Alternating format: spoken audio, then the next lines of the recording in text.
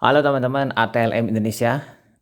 Nah, kali ini kita membahas soal-soal tryout uji kompetensi teknologi laboratorium medik di channel ATLM Indonesia. Kita masuk ke bagian 83 pembahasan. Kita berpindah ke hematologi ya. Ini untuk D3 atau D4 teknologi laboratorium medik. Oke, langsung saja kita bahas soalnya sebanyak 10 soal saja ya di channel ATL Indonesia. Nah, kita mulai dengan soal nomor 1.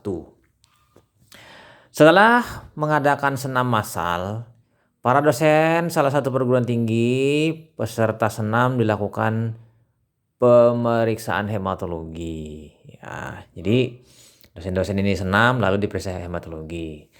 Nah, pertanyaannya di sini yaitu maka hasil hitung leukosit secara umum akan menunjukkan hasil titik-titik.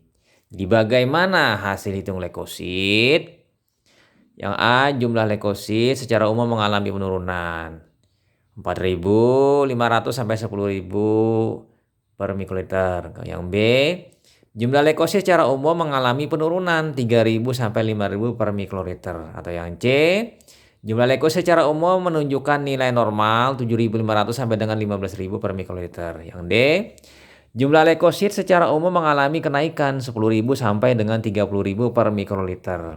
Yang E, jumlah leukosit secara umum mengalami kenaikan 5.000 sampai dengan 11.000 per mikroliter.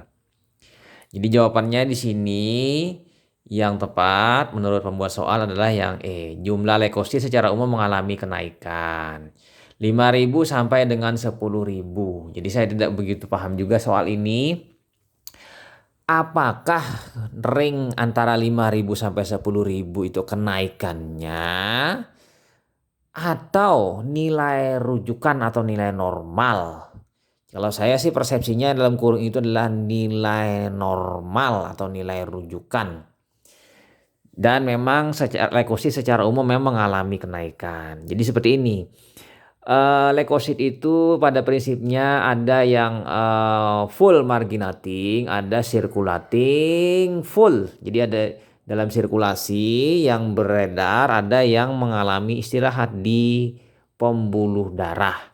Nah, yang istirahat melalui pembuluh darah ini akan terbawa aliran darah apabila aliran darah cepat, yaitu berolahraga, misalnya lari atau senam. Kasus ini adalah senam. Jadi ada istilah yang namanya netrofilia fisiologis.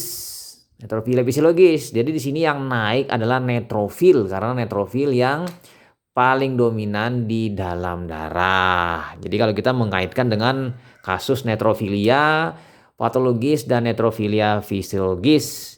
Jadi di sini leukosit yang naik adalah golongan dari netrofil karena ada netrofil yang marginating full itu terbawa arus menjadi circulating full.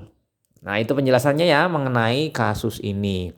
Jadi dapat dikatakan ini adalah leukositosis fisiologis atau netrofilia fisiologis karena aktivitas fisik berolahraga. Kita pindah ke soal nomor 2. Seseorang menunjukkan muka yang pucat diindikasikan mengalami anemia yang disebabkan oleh defisiensi vitamin B12 dan atau asam folat. Keduanya ini ya mirip dan memang ada kesamaan. Dengan morfologi sel abnormal berupa sel besar dan hipersegmentasi netrofil. Nah, ini saya tambahkan ya kata-katanya biar makin jelas.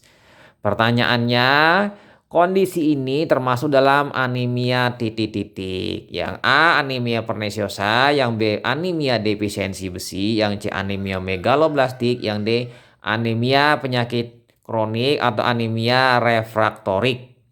Jadi jawabannya yang benar karena terkait dengan morfologi abnormal, selnya besar dan hipersegmentasi, maka inilah masuk dalam anemia megaloblastik.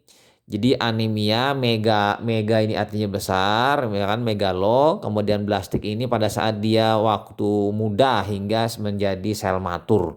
Jadi anemia dengan eritrosit yang berukuran besar, ya kan, peningkatan ukuran rata-rata besar sel ini tidak diimbangi dengan pembelahan sel karena terhambat akibat defisiensi vitamin B12 dan asam folat, ya kan. Sehingga selnya pada saat membelah sitoplasmanya membesar, sementara tidak diikuti dengan pembelahan. Juga ini terganggu pada sel-sel yang mengalami pembelahan cepat, misalnya neutrofil. Jadi akibatnya segmen neutrofil itu lebih cepat membelahnya tanpa diimbangi oleh proses pembelahan dari sel neutrofil itu sendiri yang pada seri-seri mudanya. Akibatnya segmennya abnormal menjadi setidaknya 7 segmen ya, hipersegmentasi. Ini anemia defisiensi vitamin B12 dan atau asam folat. Dan atau ini maksudnya salah satu atau keduanya atau yang mana, misalnya B12 mungkin, atau yang asam folat saja atau keduanya. Oke, kita pindah lanjut ke soal nomor selanjutnya, soal nomor 3. Dalam melakukan pemeriksaan hitung eritrosit, seorang ATLM menyiapkan alat dan bahan serta melakukan perhitungan. Alat dan bahan apa saja yang disiapkan dan faktor perhitungannya? Ini pertanyaannya.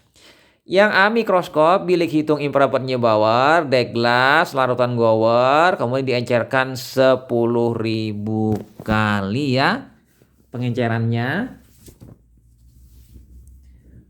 Yang B, mikroskop, bilik hitung infrared Neubauer, Douglas, larutan Turk diencerkan 10.000 kali. Kemudian yang C, mikroskop, bilik hitung, infrared Neubauer, Douglas, larutan Hayem diencerkan 200 kali. Yang D, mikroskop, bilik hitung, infrared Neubauer, Douglas, larutan BCB, pengenceran 20 kali. Atau yang E, mikroskop, bilik hitung, infrared Neubauer, Douglas, larutan Rieshecker, dan pengenceran 20 kali. Nah, di sini jawabannya yang paling tepat untuk hitung eritrosit adalah yang C, mikroskop, bilik hitung, infrared Neubauer, Douglas, larutan Hayem diencerkan 200 kali. Ini yang lazim ya, yang menurut kebenaran dalam sebuah pengenceran yang paling tepat. Karena larutannya Hayem ya. Nah, sebenarnya boleh juga yang lain, tapi ini yang paling ideal ya untuk pemeriksaan hitung eritrosit. Ya kan, ada larutan pengencer lain selain Hayem, misalnya formalsitrat. Formalsitrat digunakan pengganti larutan Hayem di zaman sekarang. Karena di larutan Hayem itu ada HgCl2. HgCl2 itu mencemari lingkungan si merkurinya. Jadi ganti ya sekarang. Kita pindah lanjut ke soal nomor selanjutnya, nomor 4. Ada banyak tokoh penemu golongan darah yang sampai saat ini digunakan dalam transfusi darah. Nah, pertanyaannya secara klinis yang dipakai sebagai pertimbangan dalam transfusi darah adalah titik-titik. A, sistem Lewy, B, sistem Lutheran dan sistem Duffy. Yang C, sistem Lewy, sistem Lutheran dan sistem ABO. Yang C, sistem ABO, sistem Duffy dan sistem MN. Kemudian yang D, sistem ABO, sistem Resus, sistem MN. Kemudian yang E, sistem Resus, sistem Lutheran dan sistem Reich. Jadi di sini sampai saat ini yang paling menjadi sebuah pertimbangan untuk transfusi adalah sistem ABO yang utama, yang kedua sistem Resus, dan tambahan sistem lain yaitu sistem MN. Jadi jawabannya itu ya teman-teman. ABO dulu yang utama yang harus cocok, yang kedua Resusnya, yang ketiga MN. Kalau yang lain tidak begitu dipertimbangkan. Kita pindah lanjut ke soal selanjutnya, nomor 5. Banyak sel darah dan masing-masing mempunyai fungsi yang penting di dalam tubuh. Salah satu sel yang mau mengeluarkan histamin menyebabkan terjadi inflamasi dalam peristiwa alergi dan menyebabkan peningkatan jumlah sel lain. Melibatkan 2 sel berarti ini ya. Pertanyaannya, sel apakah yang dimaksud? Yang A, basofil, lalu terjadi peningkatan eritrosit. Yang B, eosinofil, terjadi peningkatan basofil. Yang C, leukosit, terjadi peningkatan trombosit. Kemudian yang D, limfosit, terjadi peningkatan monosit. Atau yang E, basofil, terjadi peningkatan eosinofil. Jadi di sini jawabannya berdasarkan reaksi dalam hal fungsi masing-masing secara hematologi. Basofil, ya kan? Basofil ini penyebab pengeluaran histamin. Jadi dalam basofil itu ada granula histamin, bradikinin, prostaglandin ya. Mungkin histamin ya yang utama ya, melepaskan histamin. Jadi terjadi histaminasi. Histaminasi ini menyebabkan vasodilatasi di wilayah setempat, misalnya arteriol. Vasodilatasi arteriol, terjadilah proses inflamasi atau radang. Nah, radang ini bisa juga disebabkan oleh karena alergi. Misalnya contohnya seperti ini. Ada suatu alergen dibentuk oleh tubuh melalui mekanisme sistem imun. Alergen tadi ya kan kemudian berikatan dan menempel alergen dengan antibodinya tadi menempel di permukaan basofil atau mast cell. Akibatnya terjadi proses degranulasi dari sel basofil atau mast cell. Terjadilah proses inflamasi, histaminasi. Nah, respon inflamasi ini ditanggapi oleh sel lain, yaitu sel anti-inflamasi, anti-alergi, yaitu sel iosin. Jadi di sini gara-gara basofil maka terjadi kenaikan eosinofil, yaitu eosinofilia, ya kan?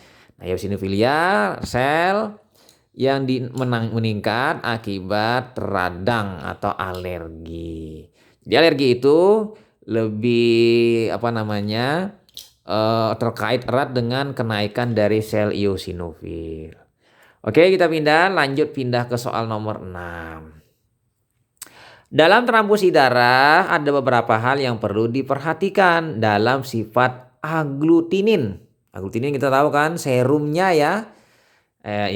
Atau antibodi komplit atau inkomplit.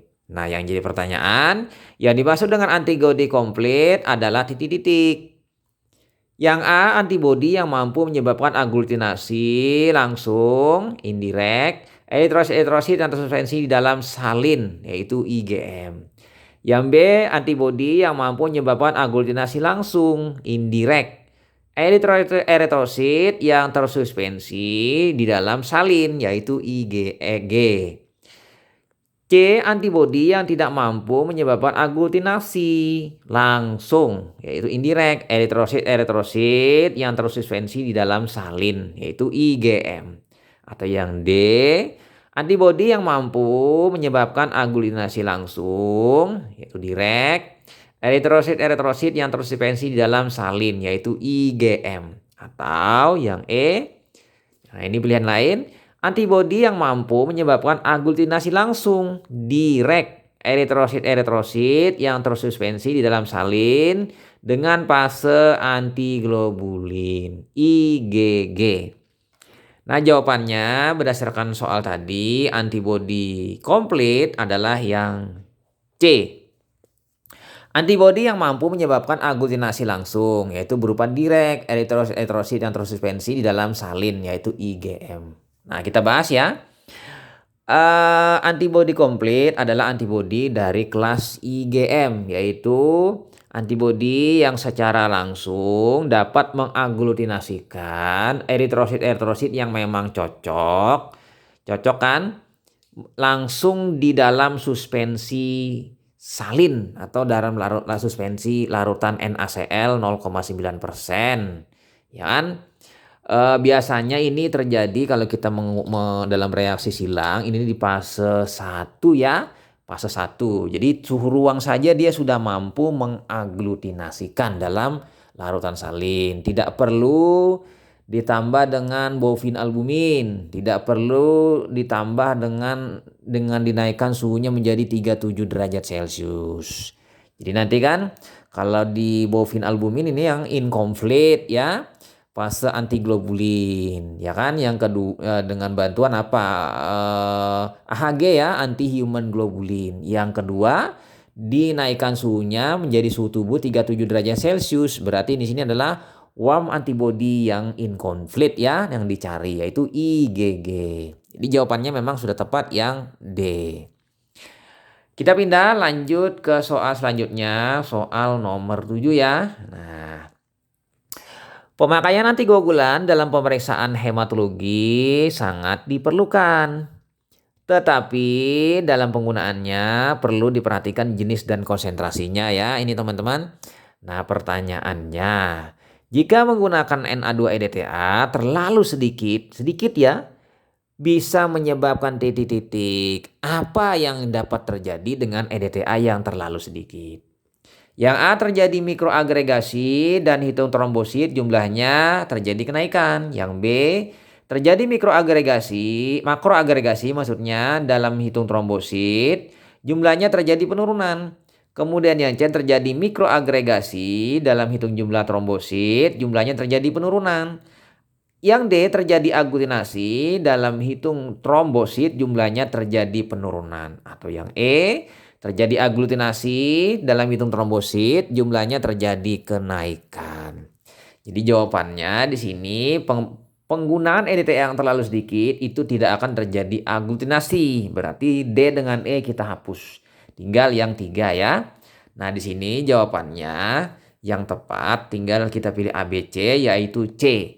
Terjadi mikroagregasi dari si platelet. Dalam hitung jumlah trombosit jumlahnya terjadi penurunan. Jadi dia akan mengalami agregasi ya, berupa klam, menyatu ya. Trombositnya satu dengan yang lain, mempersiapkan proses yang namanya pembekuan. Tapi pembekuan yang tidak komplit. Sehingga pada saat kita hitung trombosit nanti trombositnya rendah palsu karena EDTA-nya terlalu rendah. Nah, ini bisa terjadi pada hematologi analyzer, maka terjadi flag pada histogram trombosit di ujung akhir terjadi kenaikan, yaitu ditemukan adanya clumping atau platelet clump ya. Nah, sementara di hapusan darah maka akan ditemukan trombosit-trombosit yang bergerombol, misalnya membentuk 2 gerombol, 3 gerombol, itu namanya clumping. Yang ini adalah akibat dari mikroagregasi ya si trombosit tadi. Oke, kita pindah ke soal nomor selanjutnya, nomor 8 ya. Masih di channel ATLM Indonesia. Nah, sekarang pengambilan darah vena paling sering dalam mempersiapkan sampel untuk pemeriksaan hematologi.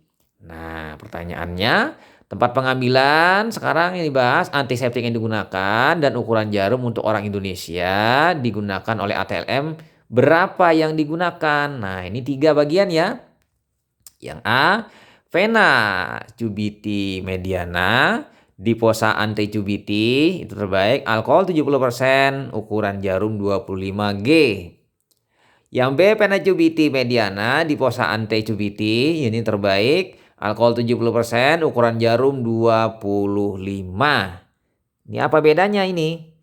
Hampir sama ya, B dengan yang A ya. Kemudian yang C, vena dicubiti mediana, kemudian diposa ante cubiti, terbaik, alkohol 70%, ukuran jarum 23G. Kemudian yang D, vena pergelangan tangan, alkohol 70%, ukuran jarum 25G. Kemudian yang E, vena tumit, alkohol 70%, ukuran jarum 25. Nah, ini si pembuat soalnya tidak membedakan antara A dengan yang B ya. Jadi di sini agak rancu ya. Nah, sekarang jawabannya menurut pembuat soalnya adalah yang C. C ya, vena cubiti mediana, diposa ante cubiti, ini yang terbaik, alkohol 70% dan ukuran jarum 23G. G ini maksudnya gauge ya ukurannya. Nah, memang ini kalau kita lihat adalah jarum 23 ini setara dengan siring 3 cc atau 3 ml. Alkohol 70% itu yang efektif untuk antiseptik ekstern ya. Nah, sementara pemilihan vena kita tinggal memilih yang cubiti mediana. Ya kan, ini yang paling ideal. Kalau misalnya tidak dapat ya mungkin pilih yang lain. Tapi ini pilihan pertama ya. yang terbaik. Kita pindah lanjut selanjutnya ke soal nomor 9. Dalam pengambilan darah kapiler ada beberapa hal yang perlu diperhatikan. Khususnya jika yang diambil bayi baru lahir, BBL ya, kalau bayi baru lahir. Tempat dan cara pengambilan yang perlu diperhatikan adalah apa? Pertanyaannya yaitu titik-titik. Yang A tumit atau ibu jari kaki hangatkan lokasi. Pengambilan darah dengan kain hangat 3 menit. Yang B jari tangan nomor 3/4 tangan tanpa dihangatkan. Kemudian yang C jari tangan nomor 3/4 dengan dihangatkan selama 3 menit. Kemudian D cuping telinga dengan dihangatkan selama 3 menit. Atau yang E tumit atau ibu jari kaki tanpa dihangatkan. Jadi jawabannya yang tepat adalah yang A, tumit atau ibu jari kaki. Hangatkan lokasi pengambilan darah dengan kain hangat 3 menit. Ini menurut yang dibuat oleh pembuat soal. Tapi kalau memang badan pasiennya itu si bayinya hangat, sebenarnya tidak diperlukan juga untuk penghangatan. Oke, kita pindah lanjut ke soal nomor 10. Ibu Y 25 tahun keluhan lemas disertai muka pucat. Sering pusing, penglihatan berkunang-kunang. Anemia berarti ya. Jantung berdebar-debar sejak 3 bulan yang lalu. Pada pemeriksaan fisik didapatkan konjuktiva anemia, sklera tidak ikterik, dan tidak memiliki riwayat menstruasi periode panjang. Dokter menduga ibu Y mengalami anemia dan meminta pasien melakukan pemeriksaan laboratorium hematologi rutin. Ya, laboratorium diminta. Pertanyaannya, antikoagulan apakah yang dipakai untuk pengambilan sampling pemeriksaan laboratorium hematologi rutin? Jadi saya kira tadi soalnya ini menanyakan jenis anemia apa. Ternyata antikoagulannya yang ditanyakan. Yang A natrium sitrat, yang B heparin, kemudian yang C EDTA, yang D double oksalat, atau yang E natrium fluorida. Jadi jawabannya yang diminta oleh pembuat soal adalah C, EDTA. Jadi di sini teman-teman perlu juga dianalisa soal itu, yaitu untuk hematologi rutin yang ideal ya, antikoagulan yang ideal. Jadi harus ini dicantumkan natrium sitrat konsentrasi berapa? 3,8% misalnya, itu kan yang isotonis kan. Kemudian heparin dalam bentuk apa dia misalnya. Kemudian EDTA bentuk apa? K2 EDTA, K3 EDTA, atau Na2 EDTA. Supaya lebih jelas naskah soalnya, ya kan? Double oksalat ini kan yang memang sudah tahu kita perbandingannya antikoagulan Paul and Heller kan. Balance oksalat atau oksalat yang seimbang. Perbandingannya 2:3 ya kan. Ada amonium oksalat dan kalium oksalat. Sementara natrium fluorida ini bukan antikoagulan ya, karena natrium fluorida ini antiglikolitik. Jadi natrium fluorida ini ditambah dengan oksalat dulu ya, baru dia bisa sebagai antikoagulan. Kalau tidak ada oksalatnya dalam bentuk kalium oksalat atau amonium oksalat, maka dia bukan antikoagulan, tapi antiglikolitik ya, natrium fluorida. Jadi di sini yang bukan antikoagulan yang E, yang sisanya yang 4 itu adalah antikoagulan. Oke, itu saja teman-teman, sebanyak 10 soal di bidang hematologi. Bagi teman-teman yang baru saja bergabung, jangan lupa subscribe. Salam kompetensi, nantikan soal-soal lainnya, dan saya doakan teman-teman yang menyimak soal ini secara dari awal sampai akhir, semoga mendapatkan kelulusan uji kompetensi dan pembahasan hari ini, mendapatkan ilmu yang barokah dan bermanfaat bagi teman-teman.